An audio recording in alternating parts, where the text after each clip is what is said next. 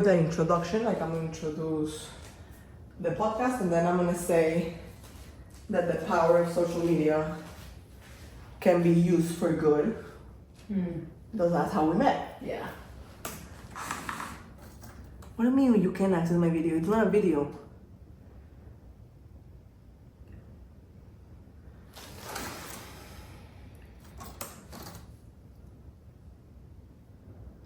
I'm recording with Riverside, which is like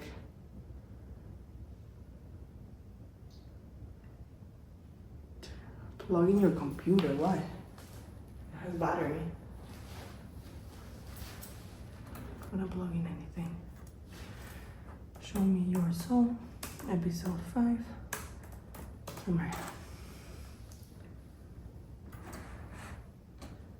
Let me make sure it's recording with.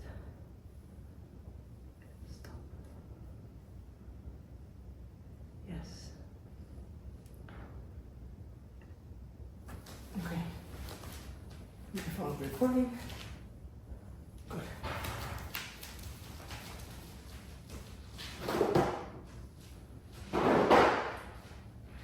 There.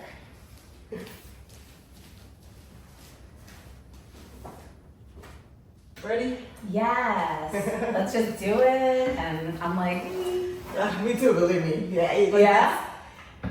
Because like it's healing for you too. Like when you do a podcast, it's like you hear these questions that I'm asking myself, but I'm asking you, and then I see your perception on things, and it's like healing, I think that's why I was so petrified of like doing it. Everything you're scared of is what you're supposed to be doing. Yeah. That's why I'm scared of going bigger with the breath work. And I'm like, I'm fucking supposed to be doing that. Go.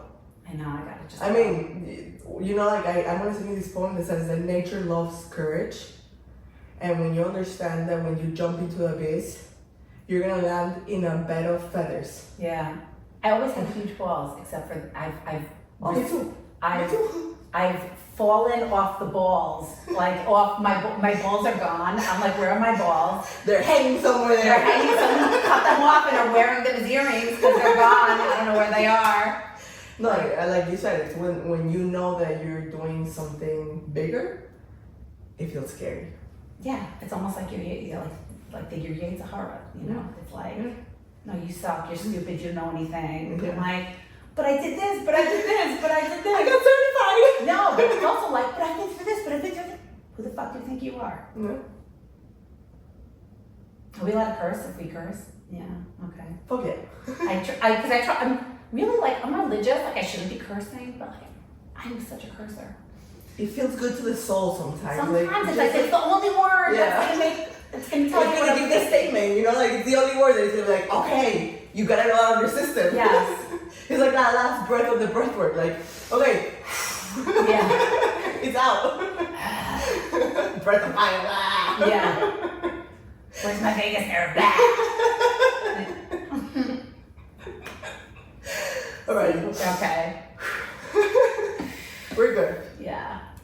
Hello, and welcome to Show Me Your Soul.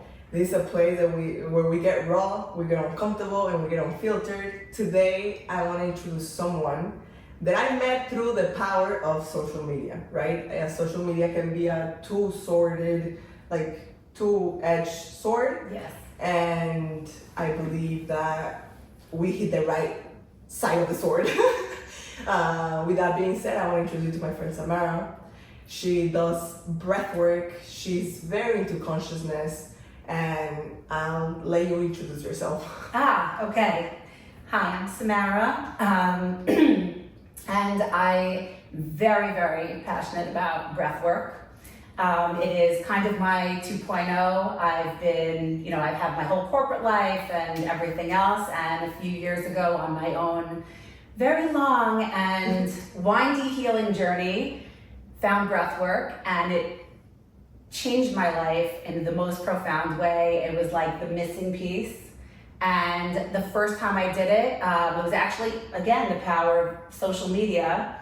I found someone named Josh Connolly. I was following him for his, content, and then he mentioned breath work, and I'm like, I'm a seeker. I love to try new things. I'm like, what's this?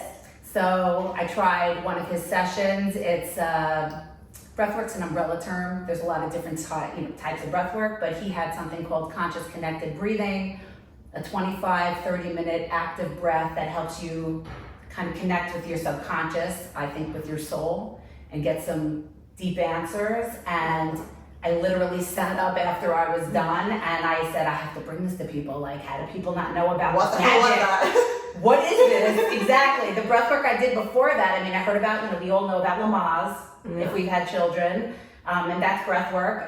There's the breath work you learn, the shorter, how to center yourself, how to calm yourself. That all is super magical, but this was like something kind of different. And it just rocked my world. So I went out to Oregon, got certified with Josh Connolly's teacher, JP Crimey, who I love, and it was just amazing. And since then, I'm a big breathwork fan, and I think it's something that it needs even more popularity. It's like free magic in the air that you can use to really reconnect with yourself. And as Miriam said, we believe that there's, not enough consciousness. People become disconnected. Life can be hard, depending on a variety of circumstances. Sometimes if it's your beginnings, which is kind of my story, and you kind of shut down early, and learning how to reconnect with yourself is where all the magic is. And for me, breathwork was the tool that got me there. I think there's no magic bullet. I mean, everybody has their own thing that's going to really move the needle. And for me, it was breathwork. And that's why I want to share it with people. I love that. Yeah. So let's do something at the end of this episode. I know breathwork can be like a 30, 60, 90-minute thing. But at the end of the year, can we just like give them a little bit of like a preview of what it is, a breathwork session, and like just different types of breathing to calm yourself down, maybe? Yeah, we can do that, and we can also talk about the style, of what the conscious connected is and how it's a little different. Absolutely. Love that. Yes. Okay, so I think our connection has always been like super special. Like I think every time we talk, we're like, are we fucking twins? Yeah. We can separate at birth, like with an age gap too. Big age gap, but I could be your mom, but sister from another mister, whatever you want to call it. 100%. Yeah, absolutely. I think we've always had that connection of like very similar stories in very different settings, but at the end of the day, it was the same kind of like feeling that we went through, right? We've battled with overweight, we've battled with bullying, we've battled with all these other things that we've realized every time that we talk, how much more can we be alike? Yes. And that's why I wanted to invite you here to, I love to ask questions. Let's get curious. I love to talk, so that's good. Me too. Yeah. I'm a talker. That can, like when we go to the phone calls, like we're like, oh, let's catch up. The catching up is like what, 1 hour? Yeah. And we're like, oh no, it's time now. Yeah. So we're gonna try to keep this podcast as time managed as possible. Good luck to us. Yeah. Let's start with some questions. You ready? I hope so. Okay, so how do childhood wounds influence our perception of consciousness? In your opinion, right? So I would even say that childhood wounds can change our consciousness. So, if you're young and if you're growing up in a healthy environment, the optimal situation is that you figure out who you are and people are supporting you figuring out who you are, learning about your emotions, regulating yourself, like what you like. You have the room and the space to be who you are, to grow into who you're meant to be. And when you grow up in certain types of environments that are, you can call them toxic for lack of a better word, but if you're being raised by wounded people, Because I personally don't believe Which all we are. everybody's some level of wounded. That's just the human experience. But if you are brought up in a family that's wounded to the point of dysfunction, and I'm talking like personal experience, more like mental illness, addiction, poverty at points, like whatever it might be, like things like that, where you really are not seen. You kind of can't exist, and it's not about you, it's about the dysfunction of the other people around you. And if your environment doesn't feel safe, then you don't have any time to explore your feelings, and you're feeling a lot of negative feelings. You're growing up feeling a lot of anger, you're scared, a lot of fear. You're in fight or flight, thank you, from like the get-go. So if you're growing up in survival, you are not learning how there's nothing else. When you're in survival means there's nothing else. You're trying to get through it. So a lot of you get shut down, and a lot of painful emotions are being shut down so you can connect with your caregivers. If your caregivers aren't healthy and you have to connect with them, you're going to shut down a lot of your feelings so that you can exist in that world. And that's where the disconnection can start for people, and then you're having a lot of behaviors that are kind of reactions to things instead of organic. So as you grow up, a lot of times that can lead to avoidance behaviors. It can lead to drug abuse. It can lead to obesity. It can lead to there's a million kind of behaviors that it can lead to that aren't going to help you thrive. And in order to really get to learn who you are, it takes a lot of work. It's the healing journey. To go within. Yes, it's all what's within, but if you have a lot of garbage on top of your essence, you have to clear out the garbage to really get reconnected. So I guess the answer is like the consciousness gets lost in the disconnection, and the journey is the reconnection. Wow, I love that answer. Oh. I think, yeah, and also like being in this consciousness and understanding that I want to be, for example, talking about myself, right? Understanding that I want to be the best guide possible for my kids. Sometimes we hit ourselves too hard with that lasso, Yes. like, I'm not doing this right, I'm not doing that right, I'm not doing that right, and we get lost in translation. Yeah. But then these beautiful, wonderful, I'm talking from my experiences, wonderful girls come and tell me, like this morning one of my daughters was crying, and I told her, I know that made you mad. And she turned around and she said, no, mommy, that didn't make me mad, that made me sad. And just the fact to see her understand her emotion and being able to communicate it to me, it was like I can give myself a little pat in the back. Yes.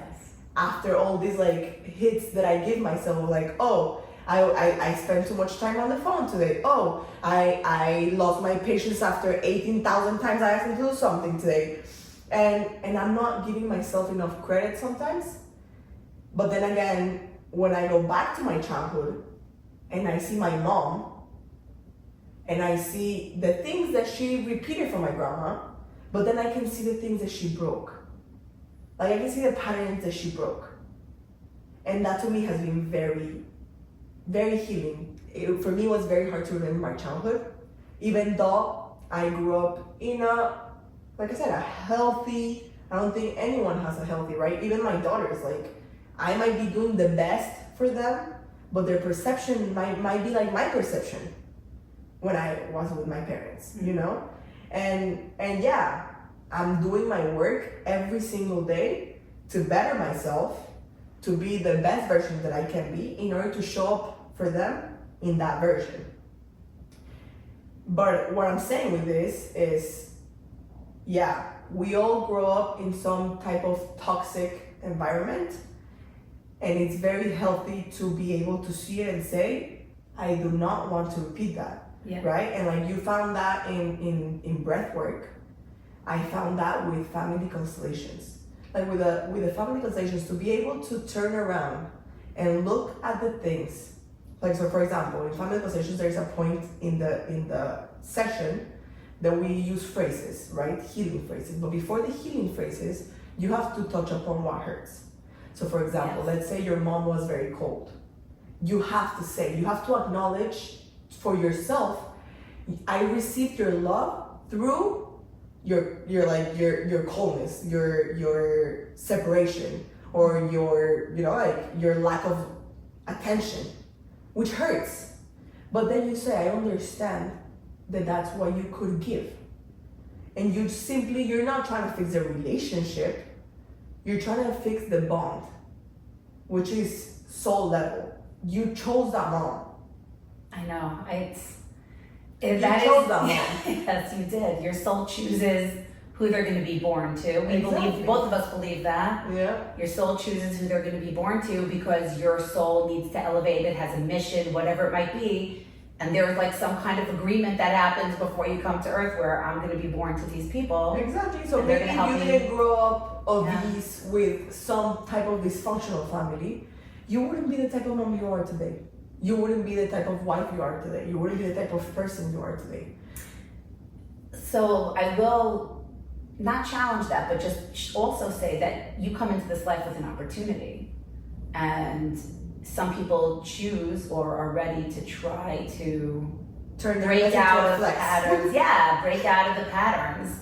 And some people can't, don't, whatever. But part of it is acknowledging reality, which leads us back to consciousness, because if you have to see what's happening.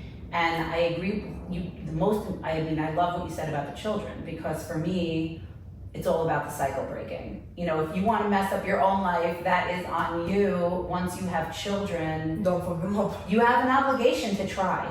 Yeah. And you have an obligation to be present, and you have an obligation to do the work to try to be the best person you can be for them. And that means you got to feel your feelings, or else you won't be able to sit with their feelings.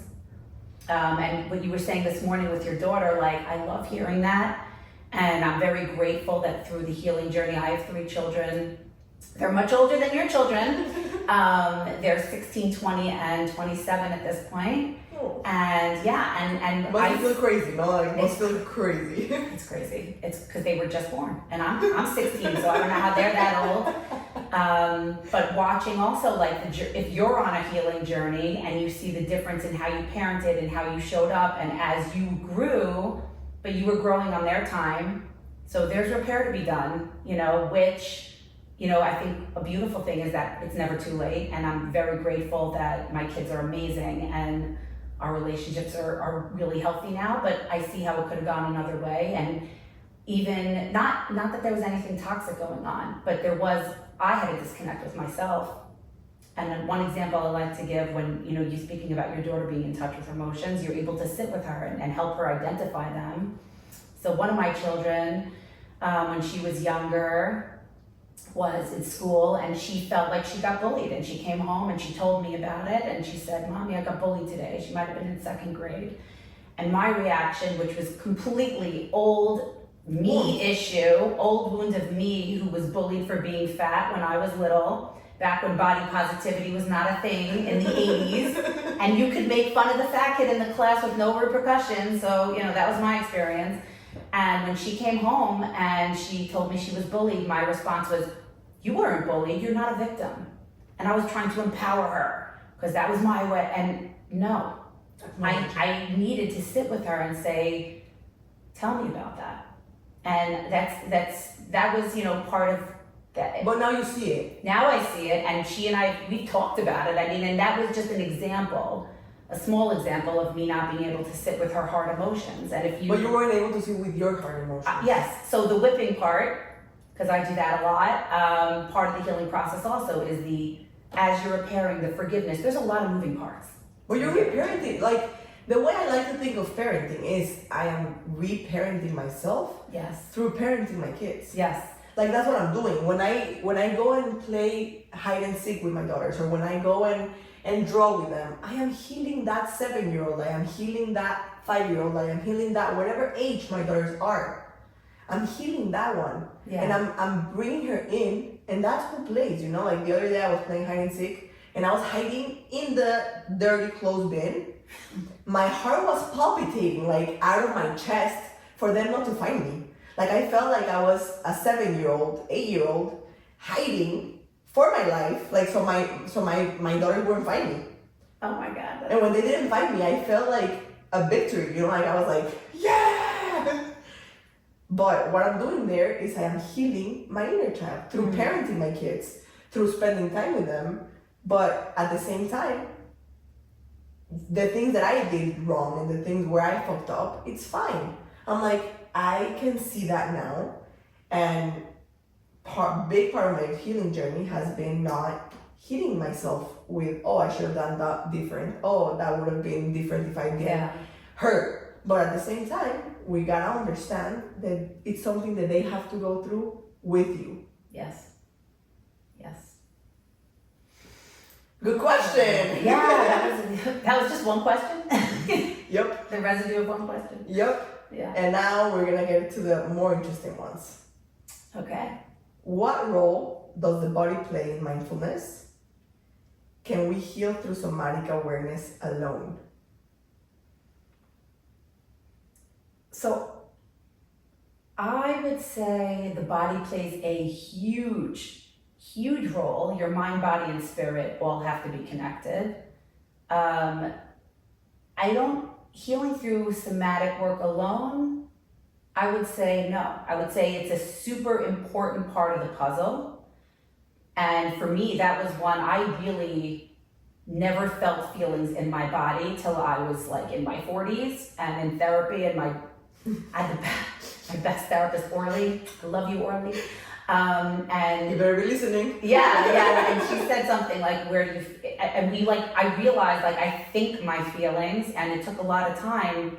You know, we did focusing, we did this. Breathwork really got me to be able to feel my feelings, but feeling your feelings, I was very disconnected from my body. I had a lot of body shame from when I was young. I think also I got into exercise. Well, just to back up for a second, you know, from part of in my 20s, I had my avoidance behaviors, or my whatever you want to call them. I dealt with some addictions of my own. I was gambling a little bit in the beginning that I was able to cut off, but I smoked a pack and a half a day. I was at that point I lost a lot of weight, but then I got very heavy again, and I was drinking way too much, especially on the weekends. I was like definitely a weekend alcoholic, and I would have a drink when I came home, smoked weed. I mean, it was not good. I was I had a lot of turmoil. I had major panic disorder and anxiety attacks. I still managed to have a house and a job, like a good career. My son was already born, God bless him. Poor kid, like living in that mess, but he's amazing, thank you. But I would say like I was very disconnected from my body. There came a point when I was around 30, and after I was pregnant with my second child, that I started getting more into like my therapy, healing, etc., and started exercise and running. I mean, I had to like at a certain point pick the cigarettes or the running, and I ended up, thank God, picking the running. But that changed everything for me. Running was like getting into my body, being present in my body. It taught me discipline. It, helped me power through things, and I got very in touch with how I felt, and learning that my limitations were only in my mind. Because if you're going to tell yourself, like training for like a half marathon, and I'm not built for long distance. Got flat feet, got a little bit of that Russian gene in me with the stocky back, like that's not a knock. That's just not a runner's body, but love hate, as any runner knows, love running, but working through and learning my body and getting close to my body and appreciating my body and thanking my body for like, wow, we just ran 13 miles, you are fucking awesome. And like learning to love it. It's not just about how it looks. And it started obviously looking better also from the running, but like that reconnection. So somatic work also releasing trauma out of the body, doing tapping, doing like movements, dancing. I dance every morning. Me too. What's your favorite dancing song in the morning? Give it to me quick. I mean, I play like this playlist right now. Yeah. I mean, every time is different, right? I love old music, like 80s, 90s. It connects me a lot to my dad. Oh. My dad, he I don't know, I feel him in the music, He passed away 8 years ago. And I literally feel him in the music. So for me, it's like a connection with him. We do dance parties every single night in this house. Oh, I love that. Me and my daughters, we just go at it. The other day I told them that my butt had a mind of its own and it was shaking and I couldn't stop it. That's that Latina thing in you. They were like crying in the floor laughing because I was walking around like shaking my butt and they were like crying, laughing, and when I finished, my older daughter, like now she realizes that I'm playing, but the little ones, they really thought that my butt had a mind of its own and it was dancing. And she goes, "Mommy, thank you." And I said, "Thank you for what, Mommy?" And she goes, "After I just laughed like that, I felt like someone took something off my body."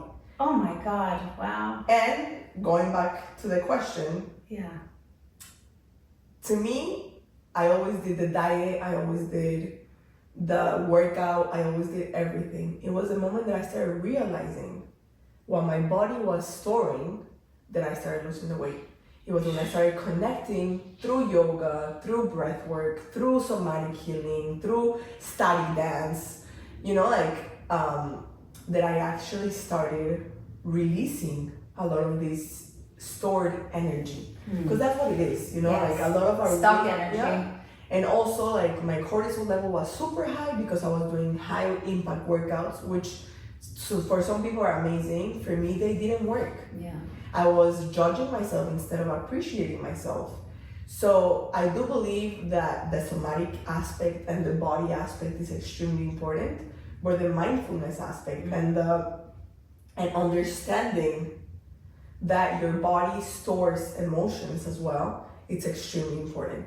So I switched to low impact, and not only that, I added all this like mindfulness into it, to the point that I was challenging that inner thing of mine, like we were saying, Ursula. She's Ursula, like she was Ursula, okay? And I started training to become an instructor in Pilates to say, we fucking did it. Like we're good. We're standing on our 2 feet. I have 3 beautiful daughters. I have an amazing husband. Like all your dreams came true. You're standing up here with your body that you're learning how to appreciate every day. So I was telling you, I stand up in the mirror naked and I do like a dance ritual before showering.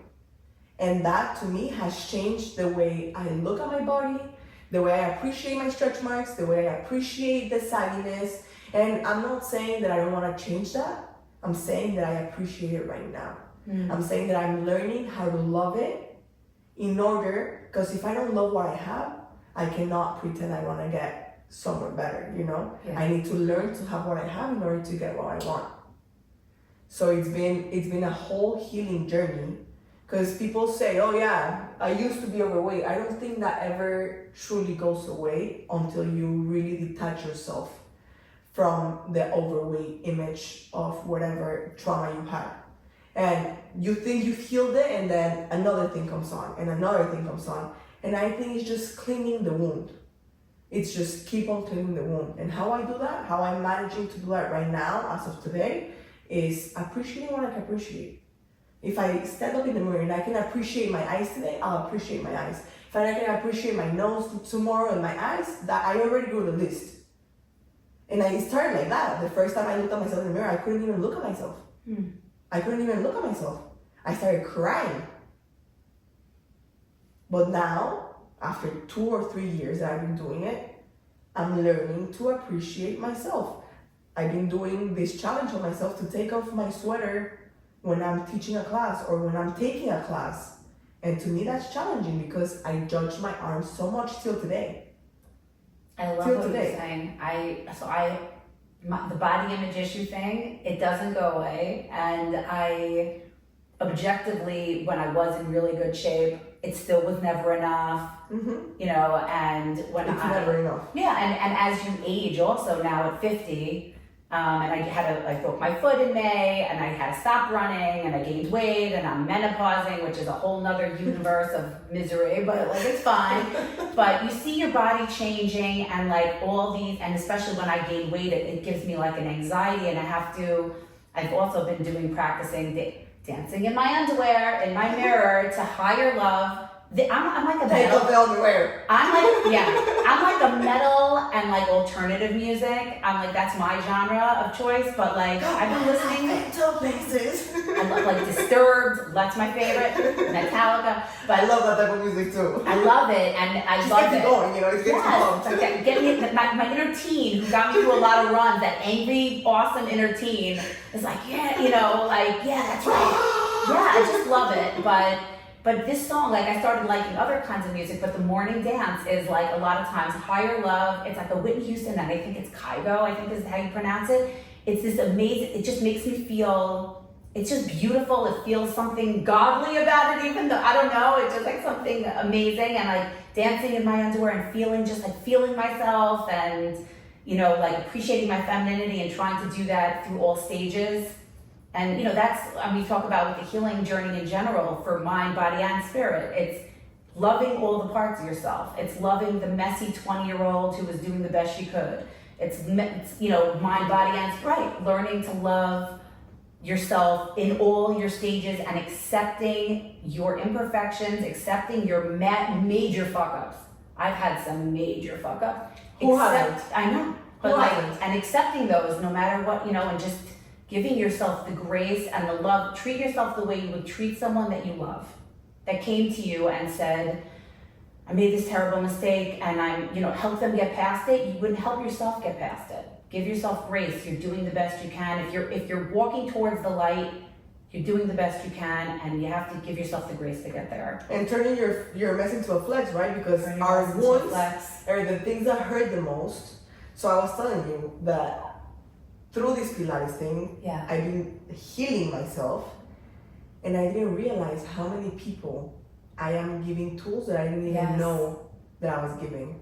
Through meditations, through the intention that I put before the class, through just showing up as me. You know, it was fucking scary. Right, you don't show have to be up. an 18-year-old size 0 Exactly. to do it. But it was right? very Yeah. scary for me to show up as me. That's why it took me forever to do this podcast. That's why it took me forever to do the instructor thing. But I'm showing up as myself, and it feels very weird to get recognition and love as that. Yeah, You know, because that's awesome. because you always grew up thinking, oh no, I'm the weird one. I'm the one. Like, you know, like I'm too much. Yeah.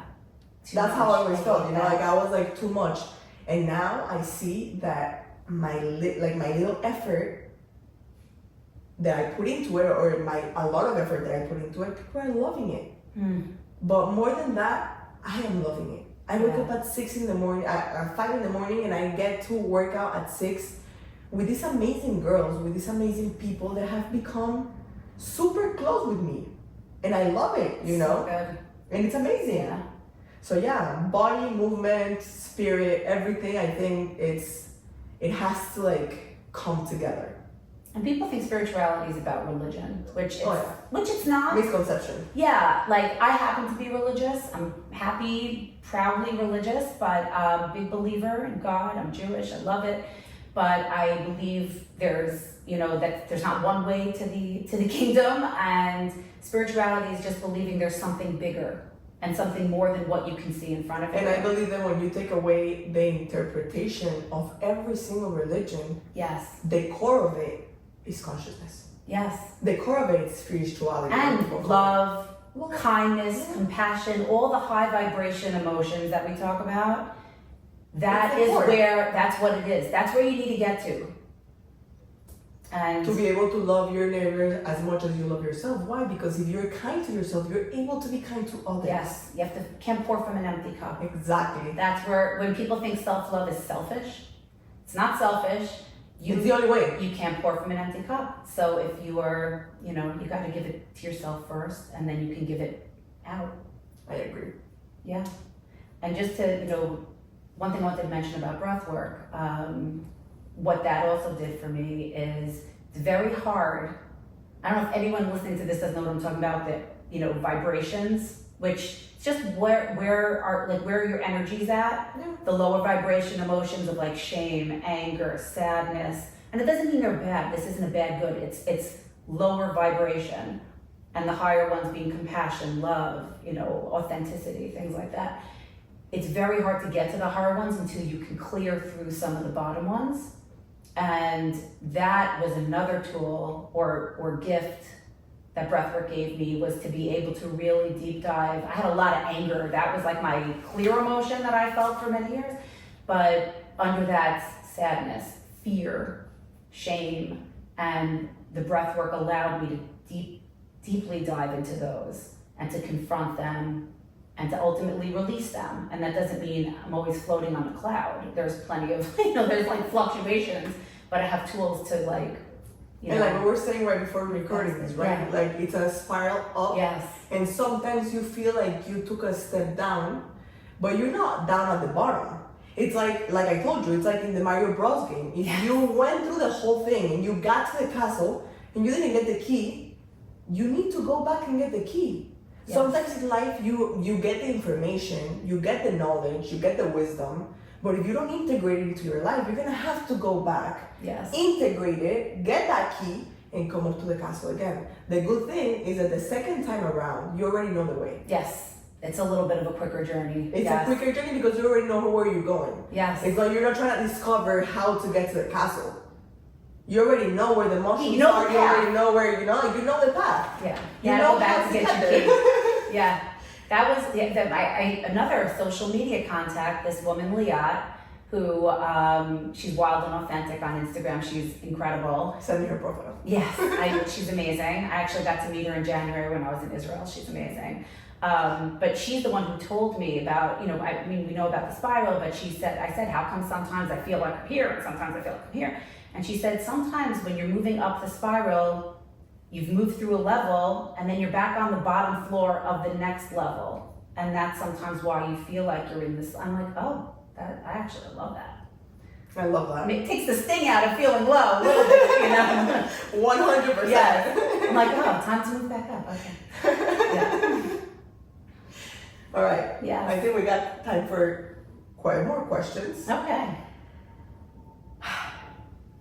I think you're gonna love this one. Oh, How do you maintain presence in a world that constantly pulls you into distractions? Oof. Like we were talking about the phone. Oh my God, the phone is, My family knows I'm such a ball buster about the phone. It's hard. Like we try to have like some limits and things like that. My kids are older. And even for myself and my husband, like, it's tough. Plus the phone is a connect, you need to be able to contact people, and sometimes, there are good things about it. It's the balance. But so how do I bring myself back into connection? I start my day. I feel like something that's helped me a lot is how you start your day. I wake up in the morning. I have a little routine. I pray. The first thing I do is I thank Hashem, the Creator, that He gave me my soul back. There's a prayer we do in Judaism. Hoda'anu lefanecha, melech chai v'kayam, shechazarta binishmati b'chemla rabba munatecha. Thanking God basically for just giving me back my soul, that He believes in me. I'm back here for another day. Who knows where you went, during the sleep, and then you come back. I came back, and here I am, okay. I'm back. Woo! Yeah, so what am I doing? But it's the intention of, so what am I doing with my day today? And I say a couple prayers, and I do my dance, which kind of wakes me up, stretch a little because I'm 50 and you do that early. Get my back early, cracking it, and then I do like a 20-minute breath work just to and I try to set intentions for what I want to accomplish for the day. But I feel like starting your day in that way, intentional, is definitely very helpful. And I go to the gym, I exercise, move myself more, and again, and then do what you got to do. But I do try during the day to, sometimes I set alarms for that because I'm super ADD and I have a tendency to fly out of my body a lot. But I'll try to breathe for a few minutes. For me, breath always brings me back connected to my body. I even have a mantra that I learned from someone that is, I intentionally say, I am taking a moment to connect to my breath, which is my life force, connects my body and soul in presence and with focus. And then I'll do, 5 minutes of even just any kind of breath work. Doesn't have to be complicated. I like to put on some music because music is like my life. And just Like in through the nose, out through the mouth, just focusing on just being present.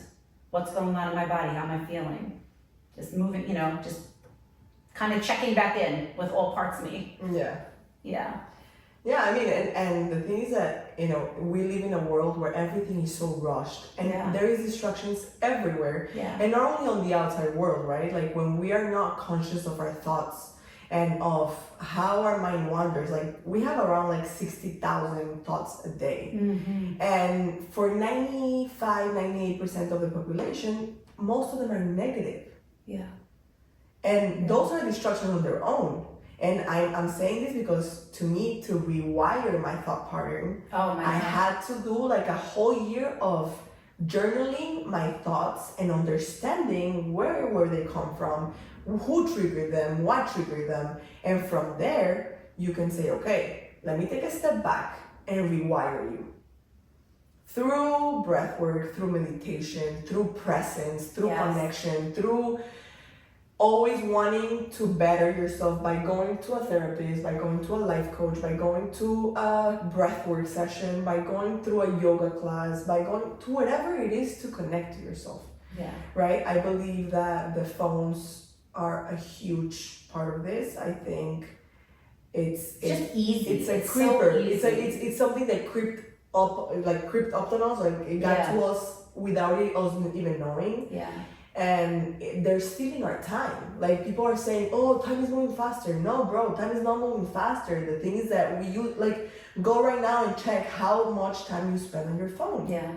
It's at least 6-7 hours. And we're giving ourselves the excuse of, oh, it's for work. No. First of all, social media, it's not social anymore. Go to your feed and you're gonna see every single post is either suggested for you or an ad. You're not seeing anyone socially there anymore. So if you're on social media, I would recommend you to start using it as a networking tool, as a marketing tool, as what it is. That's what I use it for. Yeah. I heard this Mel Robbins podcast, and she was saying that treat your phone like the Hunger Games. Treat your phone like the Hunger Games. Because I thought Let Them was her best thing, but no. No. Her podcast is out of the world. I love her podcast. Yeah. I listen to her podcast a lot. I like the way she speaks. I like where she comes from. Like I like how she speaks. And she was saying to treat the phone like a podcast because the thing is that there is billionaires getting billions of dollars buying your time. How are they buying your time? Keeping you on their platforms. You're doom scrolling on social media. You are constantly comparing yourself to others. So one of the routines that I changed, it's in the mornings, you get up, you go to the bathroom, and you grab your phone. Who doesn't do that? Mm-hmm. Right? So I started saying, hell no. Because you're paying a price for that. Your dopamine levels are going down because you go into that arena comparing yourself to everyone else instead of fishing for your tool or leaving your tool out there. That to me was a game changer because I now distance myself from my phone in order to be present, in order to come back to me, in order to connect to the people around me. Go to a family gathering, go to a friend's gathering. Everyone is on their phones. And people think it's, the normal. No. It's a thief. It's a thief. And they're stealing your time. Yeah. And when you understand that they're stealing your time, you're going to put a higher price to that. One day you're going to be on your deathbed. Oh, at least I got to see, so-and-so dancing on what do you, I don't know. That's what I'm saying. Yeah. They're stealing your time. Yeah. It's the balance, like everything else. It's a tool. Yeah, it's a tool. It's a tool to connect to others. It's a tool. That's why I started the podcast with this. It's a tool-edged sword. Yeah. Because there is one side that it's people that are leaving their time there, and there's other people that are using it as a work tool. And just checking in with yourself, how much and it's not a shaming thing because it's like everybody gets sucked into it. There are times I'll be like, all right, I'm going to go on social media for a few minutes and I'm like, oh my God, I just lost an hour. Felt like 2 minutes. It's delicious. It's like eating candy. Yeah. It's addictive. And candy's fine sometimes, but it's like a sometimes food. But you want to try to be nutritious if you want for your greater goals. So same thing with social media, for your greater goals, limit the try to limit and try to do, good stuff with the people you love or for yourself or do something creative. I feel like it kills creativity, especially in kids, which is... I think it inspires creativity in some people. For example, I'm very creative, and my whole agency that I had before this was targeted to social That's true, you're media. digitally creative. I'm old, so I'm not so digitally creative. I love making my memes. I used to make these videos of like, I would put you 5 times in the same video, like showing you 5 times like a transition and stuff like that. And that I learned by myself because I wanted to learn it, and I'm very creative that way. So I think it inspires creativity in some people, but in some others, like it just makes you compare yourself unconsciously to someone else. Constantly. Yeah. So you're seeing social media and you're seeing the stories and you're like, oh, she's in Israel, that's so fun. Oh, she's in Spain, I wish I was there. Mm-hmm. And you're putting shit in your mind that you don't need to. And there's filters that people use. The other day I saw this picture of like this apple that said like online is fake or something like that. And it was an apple looking at herself in the mirror. So in the mirror she looked perfectly, but then in the back she was all bitten. Mm. And it's so true. That's a good one. Like people are showing you whatever they want to show you. And for you to buy into the idea of that, it's time to check in with yourself. It's like, they're stealing our time. They're stealing our time. And with that, I'm gonna ask you this question. Okay. If time is an illusion, what does it mean for healing and personal growth? What does that mean for healing and personal growth? Healing is an illusion. What does that mean? No, if time is an illusion. I'm sorry, yeah. No, healing is not an illusion. Healing is an illusion. What does that mean for time and personal growth? Maybe just that things that happened in the past, like that you think you can't heal because you can't go back because it happened already. I think that's false. Because you can heal those things, and time is an illusion just in that it's not as limiting as I think it seems, because you think things happened or things are not going to happen. The thing about time and people being afraid of time also, they say depression is thinking about the past, anxiety is thinking about the future. Mm-hmm.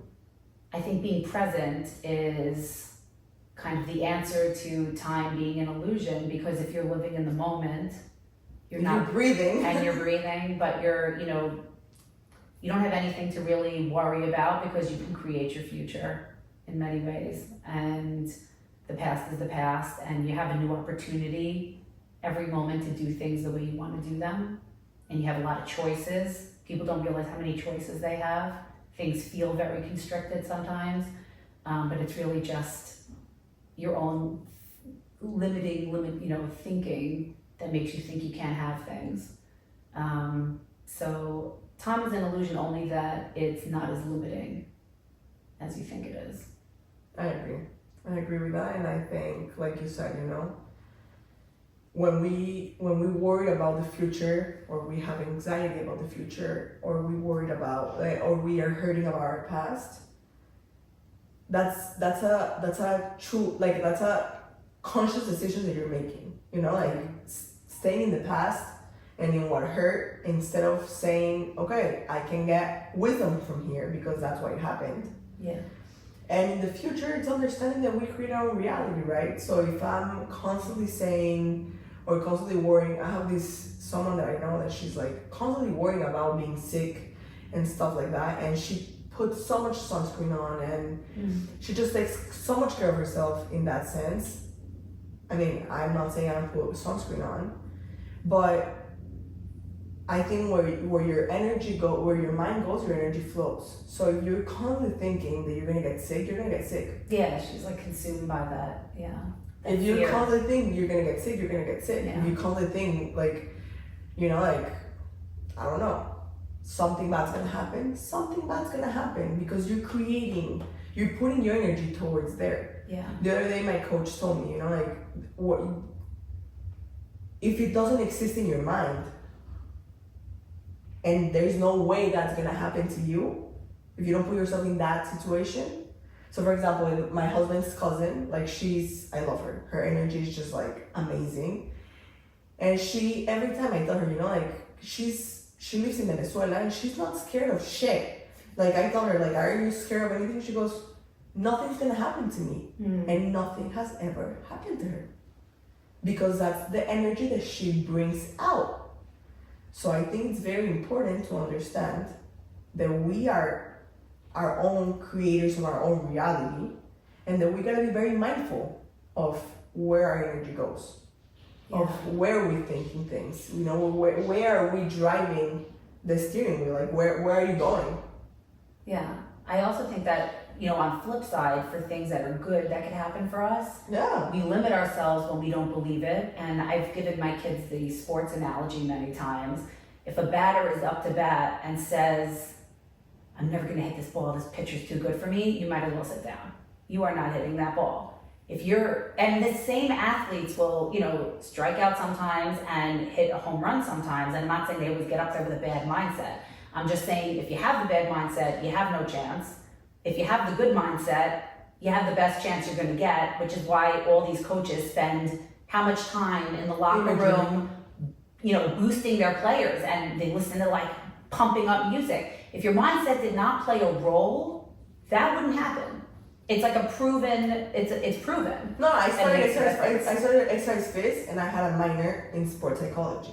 Oh. And through this process, I was training for a half Ironman, and one of my best friends, her husband, was getting into the cycling and also with me, and we did a race. Okay, we were in a race, and I had a huge accident. I had broken clavicle, my bicycle like almost like, you know, like thank God it didn't break through, but like it was a very hard accident, and for me it was very scary to get on a bike again. Like I was petrified. I can imagine. I was petrified. I was gonna die. Like I literally, like the guy in the ambulance told me, if you didn't have your helmet, you would have died. Wow. My helmet broke in two. Like it was a very scary accident. I was unconscious until I got to the hospital. Jeez. So I used imagery. Now that you're saying that, I used imagery to be able to get back on a bike. And what they were doing in imagery was literally a hypnosis where they were telling me how the smell in the air felt, how the air hitting my face felt, how I was like moving my legs, and it was through, like they got your eyes like a little bit tired, and then through breath, you will get to that state of like relaxed state, and you were able to see yourself there. So I think this is a superpower to use even on your day-to-day. That's crazy that you just brought that up. I learned something last week at my daughter's hockey game. One of her teammates, and the mom I've known for years, you know, just more like, you know, casually. And we got to talking, and we turned out we're into like a lot of the same stuff. And she told me the most amazing story. She had a double mastectomy, and she was not into any of this woo-woo or whatever you might want to call it beforehand. But someone gave her a book, which I wish I had the name. I'll text it to you afterwards. I'll ask her. That talked about like how to get through these kinds of surgeries. And she said one of the main parts was, it was basically a list of affirmations to give like the anesthesiologist during surgery, part of her healing. So while she's under, the anesthesiologist, who was all into this, because the doctor happened to say mindset's a big deal when you're going through this kind of, you know, situation, saying to her, wow, your surgery's going really well, you're doing amazing, you're gonna have an unbelievable recovery, you're gonna wake up, you're gonna be hungry to eat your favorite food, you're gonna get out of here quickly, you're gonna feel amazing, everything's gonna be fine, over and over. And she said she had the most miraculous recovery, to the point where she then went to get trained to be someone who's gonna work with people having this kind of surgery. Wow. Yeah, and she said that the book that she read, because she's more sciencey, had a lot of scientific studies that showed that doing this during a surgery will actually really help the outcome. There's also places in the world that are starting to use like sound for healing. Like, I think when people start, it's not woo-woo, it's energy, it's science. The world is a lot more broad and complex, but simple at the same time than people realize. So when they want to like scoff at things, or they, you know, people like, some things are hard, just keep your minds open. because, you know, and look into things, you know, science. Wow. Yeah, it's really amazing that she Wow. said she's like, now she's all in. And we realized we're following the same person who's like into manifestation. I So love that's why we were like, she's like, yeah, you want to hear my story? I'm like, Hell yeah. I'm like, that story was insane. That's amazing. It's amazing, yeah. That's Remind me, amazing. I'll ask for the name of the book. Yeah, I want to read that book. Yeah. I want to read that book. What but happened there? mindfulness, yeah, I mean, to me, has changed completely my outlook in life, how I relate to others, how I Yes. relate to myself, Yes. how I talk to myself. And you that are very into breathwork, I would love you to hear this. One of my coaches, he told me that one of his mentors said, everyone says inhale with gratitude and exhale with generosity, right? But when you flip that around, and when you're able to inhale with generosity and then exhale with gratitude, I always do this in my Pilates classes. I tell them inhale with generosity in order to be able to exhale with gratitude. And if you translate that into life, inhale, receive with generosity, receive the abundance, receive the love, receive whatever in generosity, and give with gratitude. I love that. You change the whole. You change it's a small shift, but it's everything's a small shift. But it's amazing. Yeah. And I when you love that. implement that into your life and you start receiving love with generosity, you start receiving abundance with generosity, it's much easier to give with gratitude. Yes, because you feel the gifts in a big way. You know, in Kabbalah, it says, I heard this from Ayelet Polonsky, who I follow on Instagram. Another Instagram, it's crazy. She said something in one of her like meditations that was interesting. It's just the way she put it. In Kabbalah, it says that the light of the Creator is infinite and available to you, and the abundance is available to you. We are limited by our capacity to hold it. So when you I think you're limited also by your own limitations. Yes, your capacity to hold it. So exactly. if you're telling yourself like anything, that's where the work is.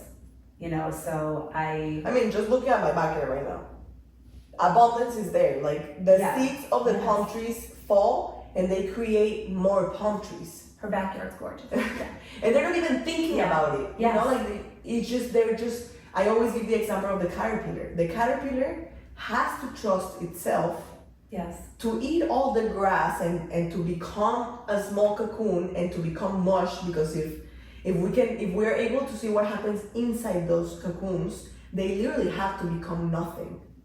They have to become nothing in order to grow their wings. And they're doing this out of trust. They're trusting the nature, the nature of the process, you know, like they're just trusting that that's what they have to do. Yeah. But if they didn't trust, and if they didn't get uncomfortable, and if they didn't become nothing, and if they didn't reprogram who they were, they will never be a butterfly. Yeah. Yeah. They will never become the butterfly. Yeah. Yeah. That's 100% true. That's great. I love that. Yeah. I mean, it was very nice, you know, like the way she put it. It was. That's beautiful. Yes, I think that people have to realize that don't be afraid. Like that's the real answer to everything, is just don't be afraid. You know, don't be afraid to think about things. Don't be afraid to sit with your feelings. Don't be afraid to be present. You know, it feels like it's gonna be scary to feel your feelings. We talked about this earlier too, but it's not. It's beautiful, and it's hard at times, but we grow through that. You know, life's not meant to be easy. It's meant to be beautiful, you know, and that's. Yeah. I'm gonna have to edit this out because I don't know whether you're trying to open it or door. Give me 1 second. Let me tell them. We're gonna finish up with the breathwork thing and. Okay.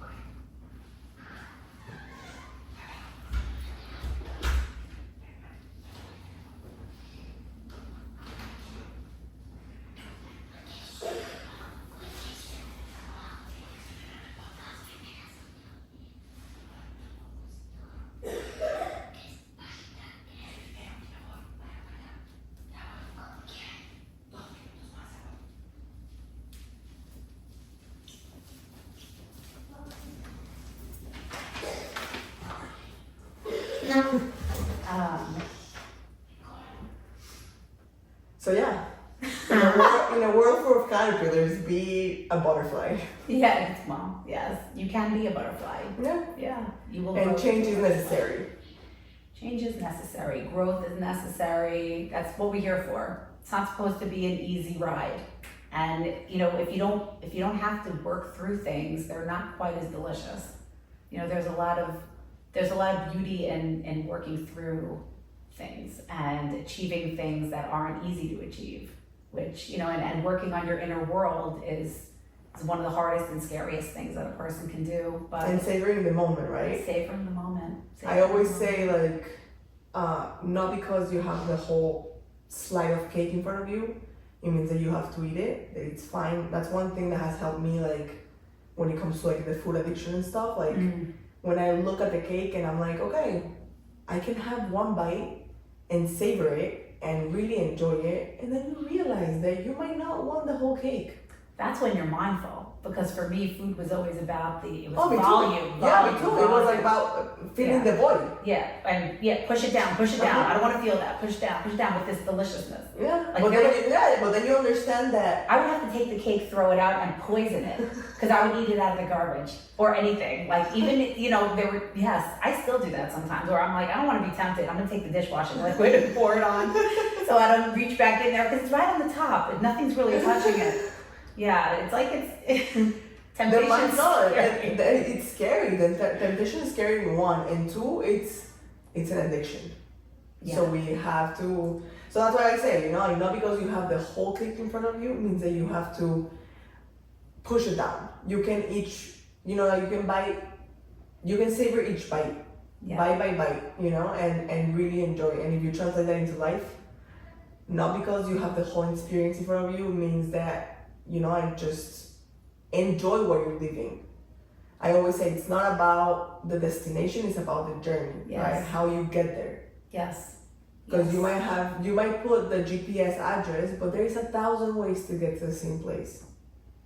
So just be mindful which pathways you're choosing to get where you want to get. Yeah, be mindful of where you want to go. And don't give up on the different paths because just because something doesn't work, try something else. Yeah. Same thing for healing. Some people love breath work, some people don't like breath work. I've worked with people that were like, it doesn't have to be your thing. Or tapping, or somatic, or Pilates, or running, or just be present and love yourself enough to give yourself like the opportunities to try different things and to just make sure you're working towards whatever your goal is. Can you please move to Florida? Can you please move to Florida? So That's my husband. He wants to move so badly. So we can do it more often. Yeah. I mean, I can't believe that was like already an hour. And that's crazy. Yeah, I don't want time to finish, but I mean, yeah. I don't know if people are going to want to listen to more than an hour. Yeah, probably. We need to do this more often. So either you come to Miami I'll come back. We come back. All right, to finish off. Let's do the breathwork thing as a tip. You want to just do like a quick little anything that people don't know. Okay, so just to round up quickly, there's a lot of different styles of the breathwork, and the conscious connected is more for releasing like big stuff. But in the moment, if you're feeling, one of the things about consciousness is if you're having a big emotion, especially if you're having you feel like something's going on before you react to it. I like to that's part of paying attention. Oh, I'm gonna blow up, or I feel really, something's happening. You don't even have to know what the something is, but before you open your mouth, I'll sometimes excuse myself with whoever it is. And you go in, you need maybe 3 minutes to recenter yourself. One that I like is, this is Andrew Weil. I either do a 4-7-8 breath or a 6-7-8 breath. It really doesn't matter, to be honest. You inhale for 4 seconds in through the nose, you hold for 7 seconds, and you exhale for 8 seconds. In through the nose, out through the mouth, always just wanting to keep it, and you keep it going. It's in for 4, hold for 7, exhale for 8, in for 4, hold for 7, exhale for 8. If you do that for I already felt it. 3 minutes. I know. It's like even just sitting for a second. And there's another one that's actually a quick one that's for like insomnia. It actually works really well. Like if you have trouble sleeping. Yeah, so you can do the alternate nostril, but there's one I learned from my friends at Keep Fit Kingdom. That is, I love this one. I actually tacked it onto my morning breath work to like, it gives me a little bit of like, I feel like a connection afterwards. It does a lot of things. This is a really cool breath. It's 3 in through the nose, like stacking it, and then out through the mouth. And I like to vocalize a little when I'm exhaling because you get the vagus nerve in there, which is very calming. But you do that for a full minute. I do a retention after that. And then if you do it for like, 2 minutes after that, you can do it up to like 7 minutes if you guys want to like look up Keep Fit Kingdom, but it's like a really great breath. It's just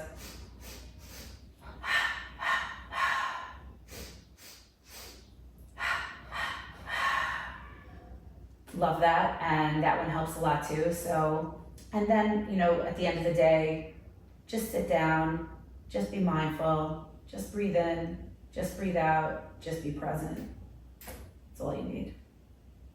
I love that. Thank you. Yeah. Thank you for having me in this awesome, this was just great. Loved being here with you. It was Thank amazing, you. and it was a pleasure having you in this chair and for you to share the wisdom that you have, and just, let's keep shining. Yes, let's keep shining. And no risk, no story. No I risk, love no that. story. Yeah, it was a gift, and I highly appreciated it because I think that's me, like if you don't risk it. And here we are taking a risk, talking private stuff to whoever wants to listen. So yeah. I mean, whoever wants to listen is gonna enjoy this private talk, right? And I be vulnerable to it. Yeah, Yes. me too. That's what I'm doing it. Yeah. So that's that. Alrighty, so thank you everyone for listening. Yes, thanks and for I'll listening. see you Nefesh next episode. Breathwork. Nefesh Breathwork, Yeah. You can follow her in Nefesh Breathwork. Yeah. NEFESH Breathwork. Yeah.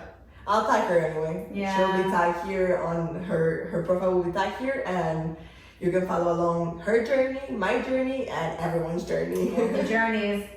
See you next episode. Bye-bye. Bye. Let me turn everything off. Yes. That was good. Was it good? I'm like, am I talking too much? No, it was perfect. It was 1 hour and 6 minutes.